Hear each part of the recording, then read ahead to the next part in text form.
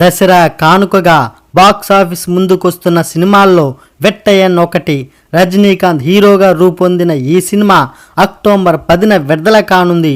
ఈ సందర్భంగా సెన్సార్ కార్యక్రమాలు సోమవారం పూర్తయ్యాయి.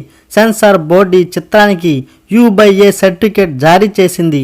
ఈ మూవీ రన్ టైం 163.25 నిమిషాలు, అంటే 2 గంటల 43 నిమిషాల 25 సెకండ్లు. 3 సంభాషణలపై సెన్సార్ బోర్డు అభ్యంతరం వ్యక్తం చేసింది. వాటిని మ్యూట్ చేయడమో లేదా వేరే పదాలు వినియోగించడమో చేయాలని చిత్ర యూనిట్కి సూచించింది సెన్సార్ బోర్డు. తమిళనాడులో గతంలో జరిగిన ఓ బోటకపు ఎన్కౌంటర్ నేపథ్యంలో దర్శకుడు TJ జ్ఞానవేల్ ఈ సినిమాని తెరకెక్కించాడు. ఇది రజనీకాంత్కు 170వ సినిమా. ఆయన ఇందులో రిటైర్డ్ పోలీస్ ఆఫీసర్గా కనిపిస్తున్నాడు.